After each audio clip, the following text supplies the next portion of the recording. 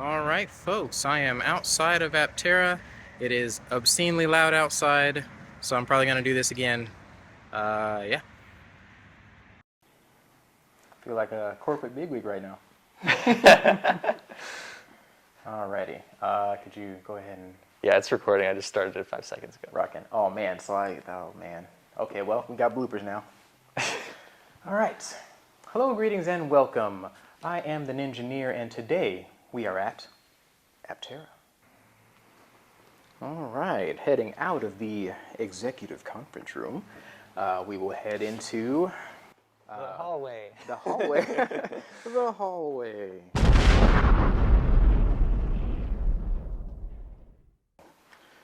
Let's see.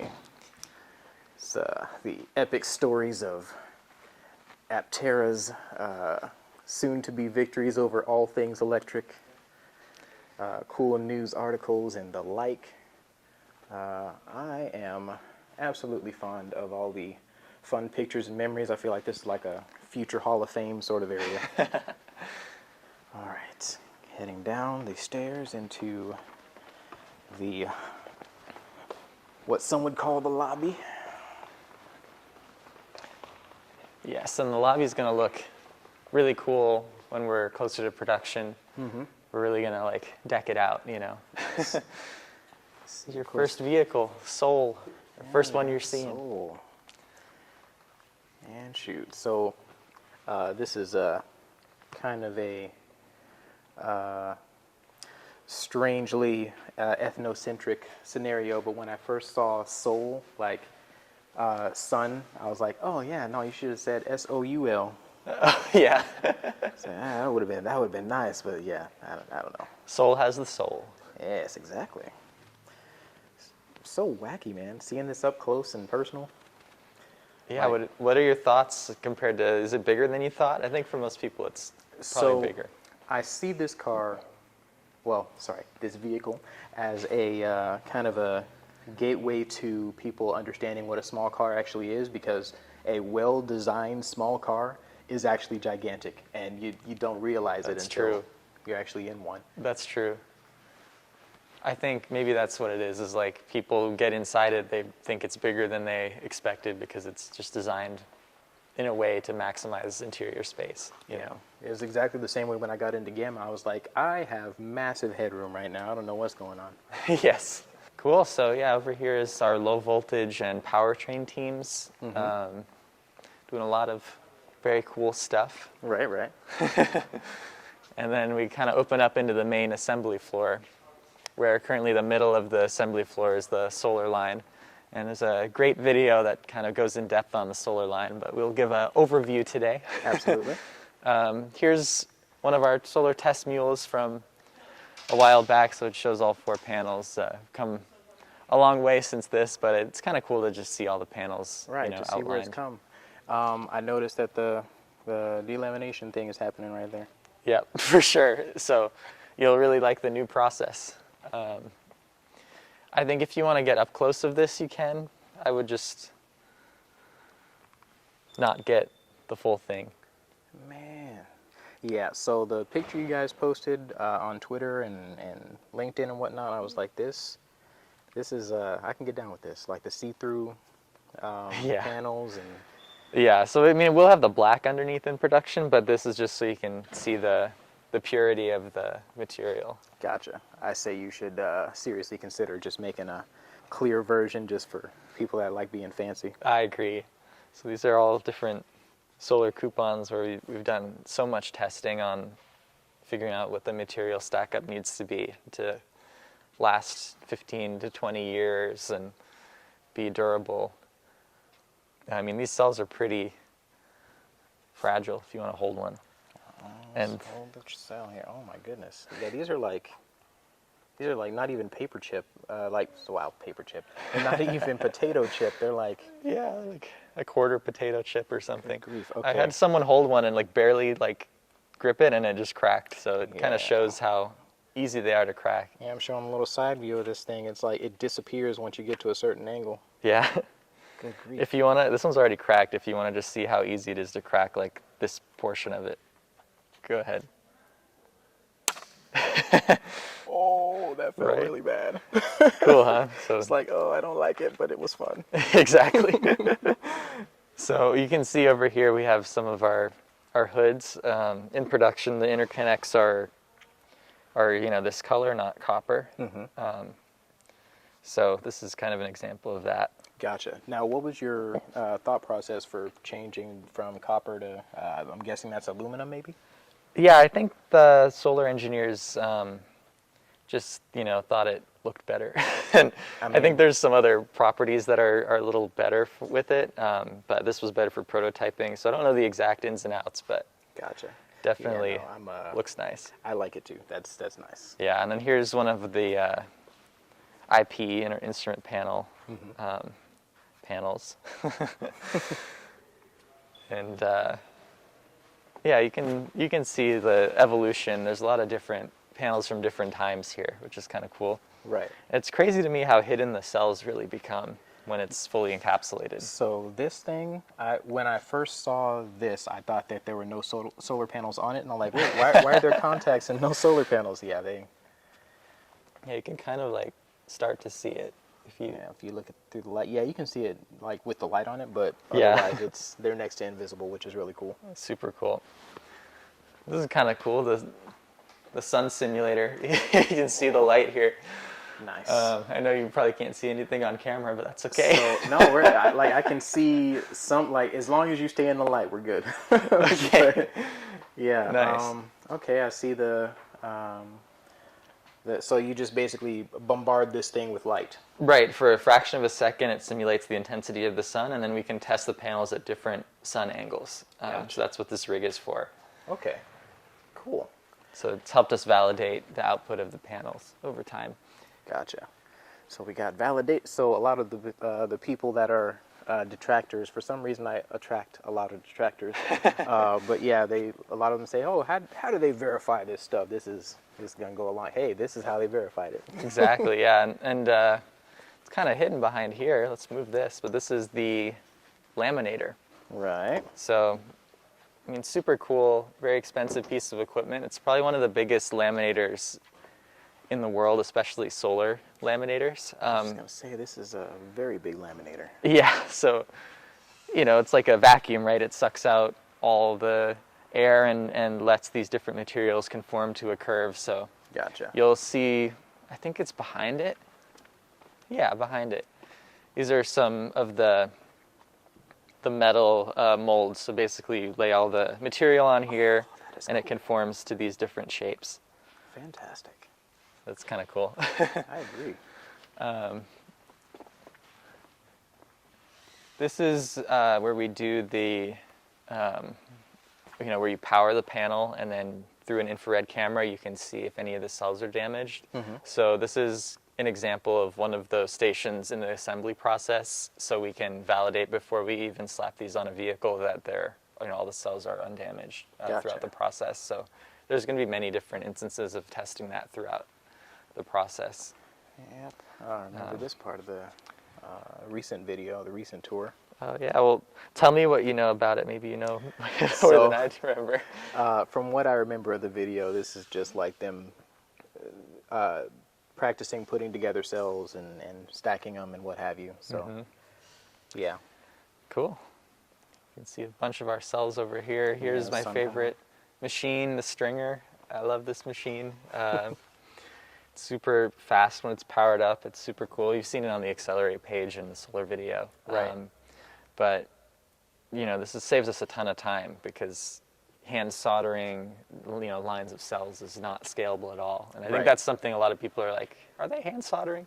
It's like, this just spews out rows of cells, and it's all going to be automated. The robot picks up the cells, places them, and then they can all get encapsulated. So it's going to be, kind of a mixture of both, but what makes sense. So, Gotcha. yeah, here's one of our robots. Yes. The robot M710IC 70. It's like 70 was an afterthought. Like, we don't have enough numbers and letters. We need one more. I know, I wish they put more thought into the names of things. One of my favorite things about BMW is they we're just going to throw a hash of numbers and letters out there. I love it. So here's a rear hatch, kind of the cell layup of that, what that Gotcha. entails. And this is how it's going to look when it's curved onto, well, before it's curved onto the rear hatch. Correct, yeah. So there's a proprietary secret machine that can pick up all of these cells at once that you've seen, so you can speak to its existence. Right, right. Moves them up and then can place them on a curved surface automatically, which is super great. Well, then maybe we want to circle back over to just check out that battery display. Yes. Great. It's super exciting to see how this factory has come along. When I first joined Aptera, we were at like a 2,000 square foot little place. Absolutely. And I then- remember the basically empty room scenario. I was like, oh man. Yes, and then yeah, we moved here. It was empty for a long time. Now there's a lot of real equipment for producing vehicles in here. Gotcha. So very exciting. This is like a cool display, but this is one of the 6 modules. So it's going to be kind of very serviceable. If you think of, like I picked this up before. You can pick this up without any special tools, and like it's kind of cool. Versus the giant, Tesla packs and other packs, because you just need way less. Gotcha. Way less cells, So one thing I wanted to ask about, how modular are these? Like you can take each module out and service it, or is it like a whole pack sort of scenario? So you'll definitely be able to access the different modules and service them separately if you had a bad cell or anything like that. But the way we're designing the pack as well is if there's certain cell failures, the pack will still operate. Gotcha. So it's going to have a really long usable life because of that. Okay, table scroll. All right, Nice come table back. scroll. Yeah, it's like we have it too, like if there's a thermal event, like if one cell, has a thermal event, it doesn't spread to any other cell. So Gotcha. it's totally isolated and the pack remains, which is super cool. Rocking. Okay. Let's see. So, that's one thing I was going to ask about. The plugs and such over here, were these just like different iterations of the plugs you decided to go with, or? I feel like they're all plugs that are used in all of the high voltage throughout the vehicle. So it's like a lot of different, I'm pretty sure like these thinner ones are like going to the motors, these thicker ones are, the main outputs from the pack. So Okay. Pretty cool. yeah. Let's see. All right, I know we gotta skip that section. If we want to, you can like talk about the racks though. I think it's kind of cool. Like people always ask what the racks are. So if you've seen our factory animation, Yes. you've seen right now where our vehicle prototyping area is all racks for parts and materials, and these are going to be the racks. So Nice. that's what they are. Everyone's like, what's all that stuff? These will be erected somewhere in the near future, and then we'll just have a ton of storage for parts.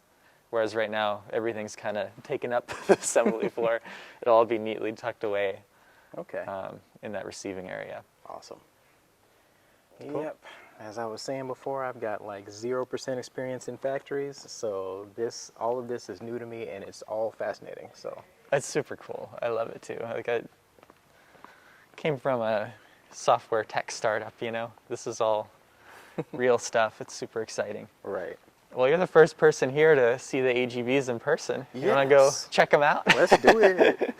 So yeah, the AGVs are going to need to be programmed here in the near future. Right now, there's no point in deploying them until we can program them. So Right. that'll be happening, I'm guessing, sometime this summer. Okay. But here they are, the 12 for the 12 assembly stations. All right. So what does the instruction manual look like for one of these things? It's a good question. I don't even think I have access to that. It's like the supply chain team has all that on lock. But Nice. do you want to? I can film you if you want to stand on. Oh, yes, please. All right. it. Pretend you're an Aptera moving throughout the line. Oh man, so I gotta lay on my stomach then? Okay. Yeah, you can All you right, can stand right on it. Yeah, I'm just gonna.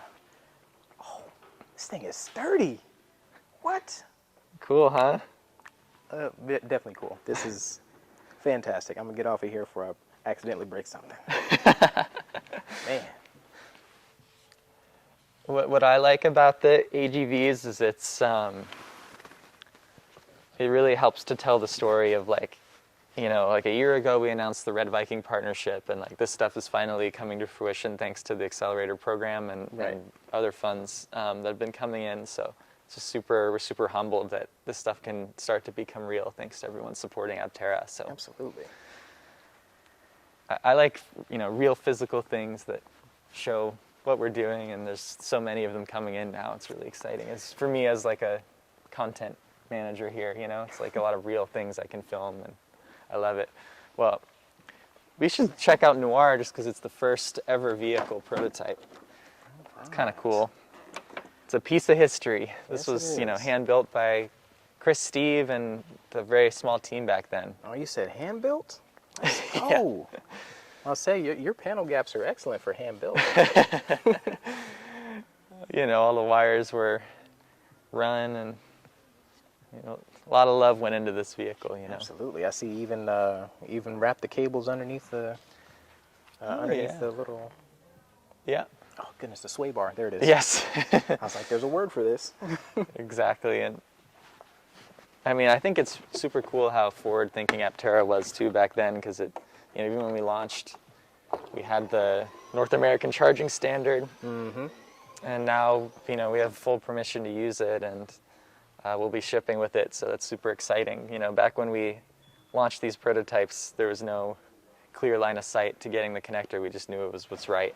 So, and here's the big trunk, but you've seen Gamma. You know Gamma's even bigger than this. Gamma is cavernous, like yes, for sure. Zombie apocalypse and all that kind of jet. I remember them talking about that in the video, like, oh, this is perfect for the apocalypse. I'm like, yes, this is the only vehicle that I can think of right now that is actually made for the zombie apocalypse. So. Exactly. I love that.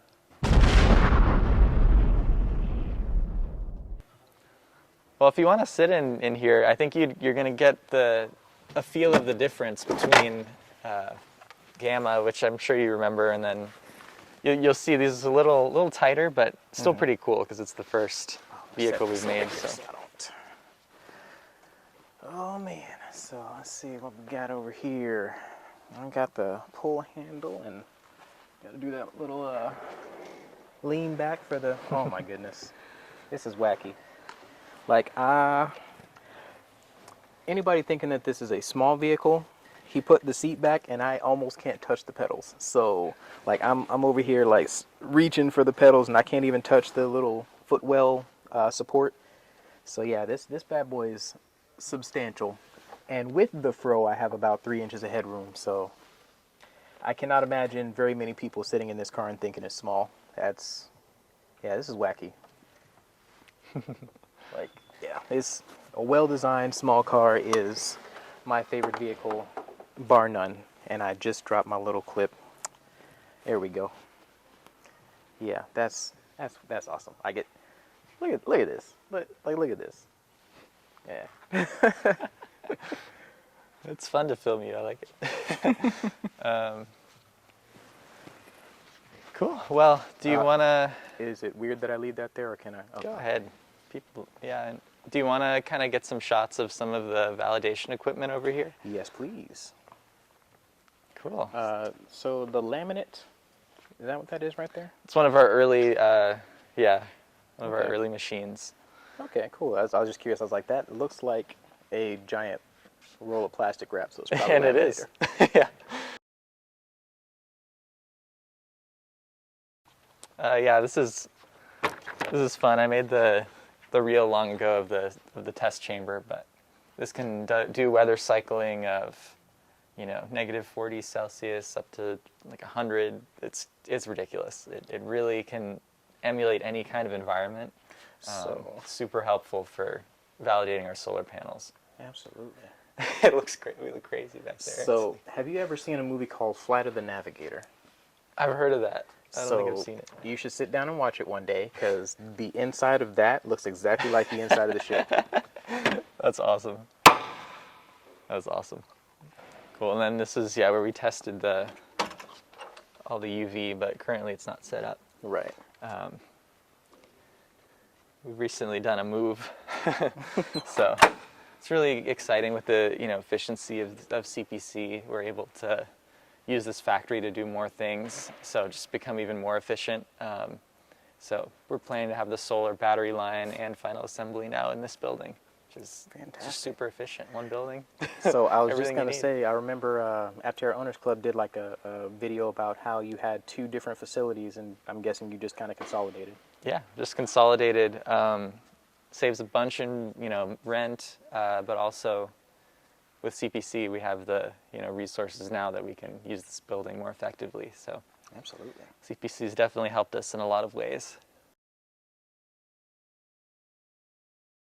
Yes. You're one of the last people to see Noir like in its normal state. We're taking it apart and stuff. Oh. Cannot get enough of this thing. Like, this looks like somebody's track day dream. Yeah, definitely. Man. Yeah, I mean, our engineers all love this thing. You can see why. It's like all their work is just clearly out in the open. Display. Yeah. A lot of the data collection computers all go back here for when we go out to the track. So when Jerry Rig came and drove this thing, did he pitch you guys a clear version? No, he didn't, but he should have. That would have been cool. So I'm pitching it to you now because he dropped the ball on that one. All right. He always does do the clear stuff. Dagnabbit, I did it again. Okay, that's second scene. I gotta cut. I just scrolled right over to Oh, it. you're okay. If it's like that far away, I bet you're fine. Okay. So yeah, over here is vehicle prototyping. So we do a lot of improvements to the vehicles, add different features to the vehicles. So when Gamma comes back, there's some things we want to be working on to make it even more of a representative vehicle. So we're really excited for Gamma's return. Nice. You'll see a lot of that in the coming months. And then yeah, here's Luna. So as you know, you've seen Gamma. Luna is a little bluer, like Yes. the color. So the launch is going to be the Gamma color scheme, which is a little more silver than blue. Gotcha. Yeah, I was wondering about that when I saw the website, and then I saw this thing in real life for the first time. I was Yeah. like, okay, if this is bluer, is that on purpose, or is that, yeah, okay. At the time, I think it was, but then silver was the way to go. Gotcha, I agree. Oh yeah. All right, let's see. All right, I'm ready to do this whole test driving thing. I'm Great. So we can. absolutely ready. All right. So I think what I like to do is like a lap around the building with alpha, and then we can take beta out on the street for a lap. Gotcha. Because it's just so much more representative. You'll want that experience in beta for sure.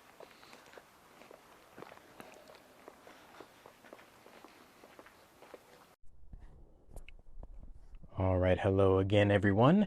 From my closet, some of you may have noticed those sharp-eared individuals listening to the last portion of that video that I took a test drive in a couple of the Aptera vehicles.